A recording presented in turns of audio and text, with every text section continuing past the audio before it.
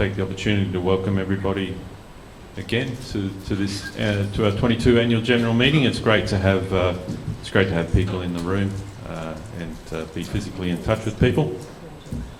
I'm going to give a presentation in regards an update on our strategic plans, as well as an update in terms of the outlook for the current season as well as the coming seasons.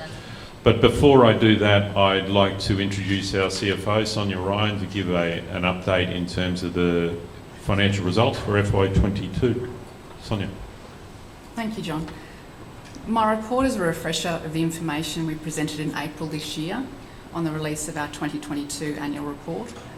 The slides may raise some questions for you that I'll be happy to answer at the end of this presentation. Slide 5 summarises the business highlights for FY22. I draw your attention to 2 points. Firstly, the positive $1.6 million EBITDA, which was a significant improvement on the previous year's $12.7 million loss.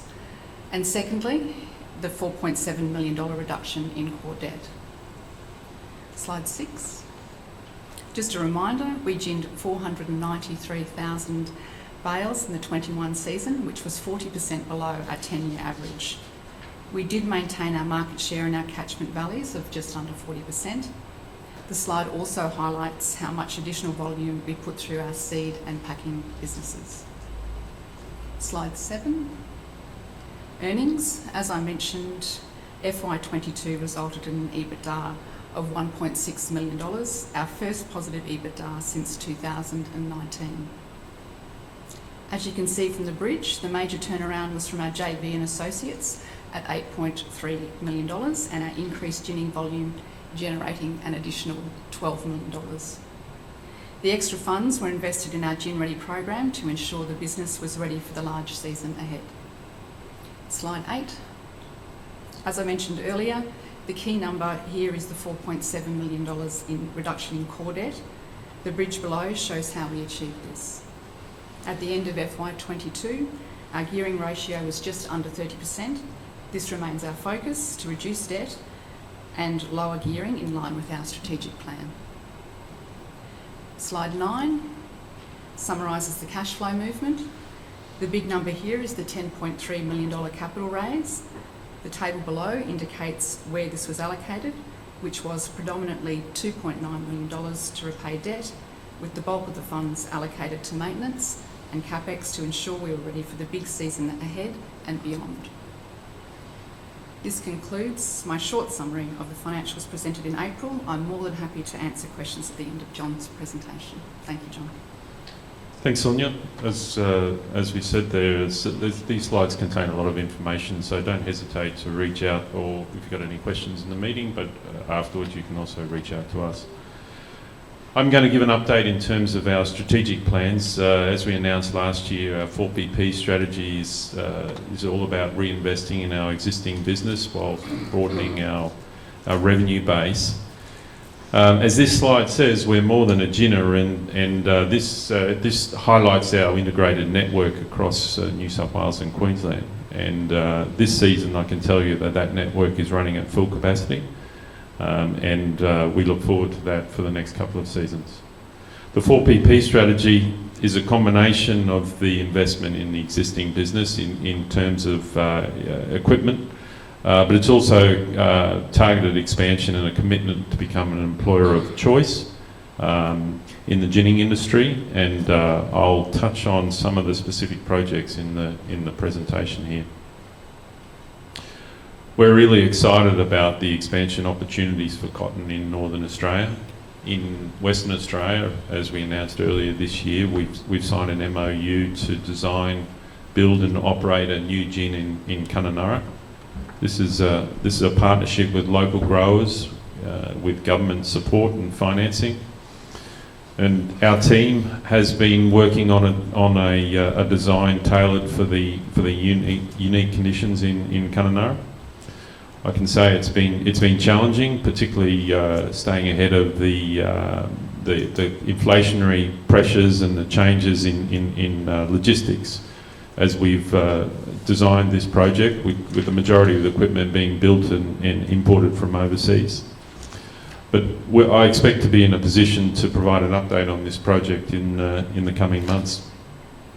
On the right-hand side, or North Queensland, we're completing feasibility studies for a new gin in far North Queensland and/or in northwest Queensland. We spent a lot of time on the ground in North Queensland visiting growers, local governments. I can tell you there's a huge amount of support and interest in this project. And again, I'll keep you updated as this progresses. We're investing $21 million into our 4PP program, and we're forecasting to generate an increase in sustainable earnings of $5 million in EBITDA. This program is funded solely from internal cash flow from the large seasons that they're currently undergoing. And it's also internal cash flow is scheduled to fund our $9.5 million reduction in term debt. Some of the projects that we've completed and are in process, we've completed this. The picture on the top right-hand side there is the $2.1 million upgrade in drying and cleaning equipment that we've implemented at Moran North Gin. This equipment's in progress. It's in use right now, and it's helping us to process wet cotton at greater efficiencies.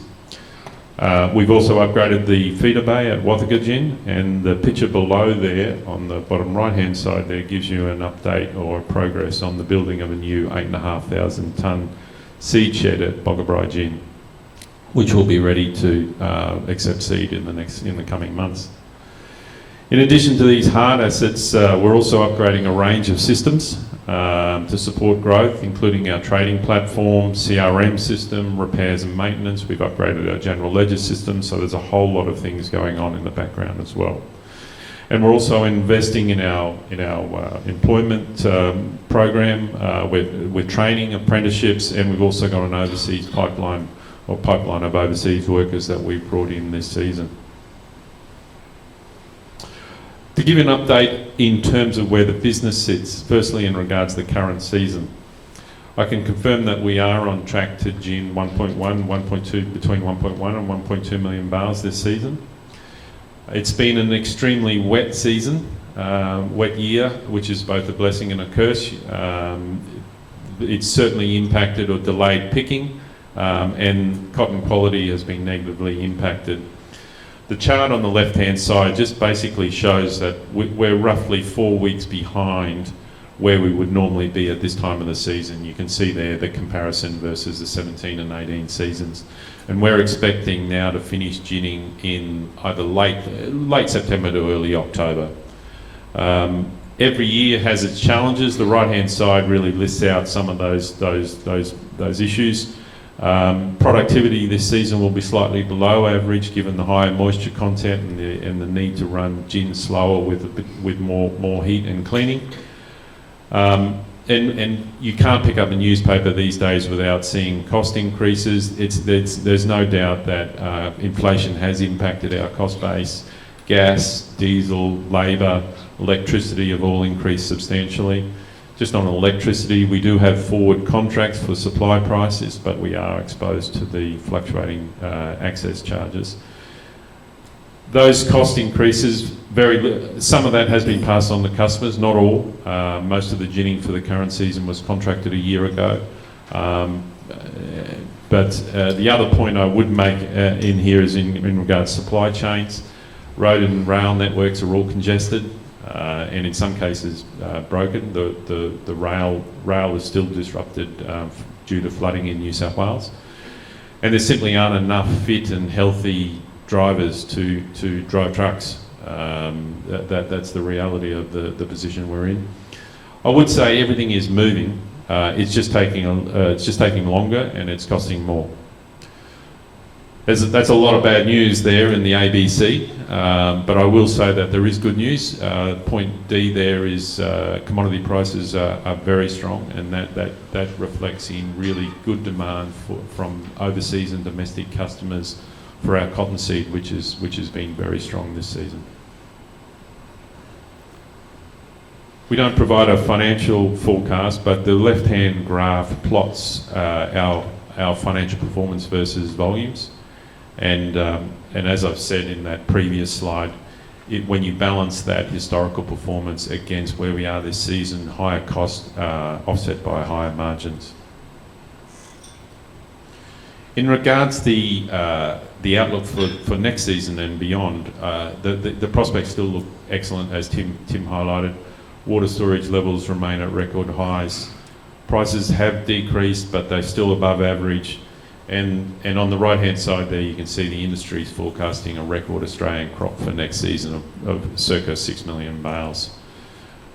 Our focus is to remain on execution. It's all about the execution. That's the first step. We've focused on that. We remain focused on that for the remainder of this season and planning now for next season. And we look forward to the increased volumes in FY24. With that, I'll finish and take any questions via the floor or online.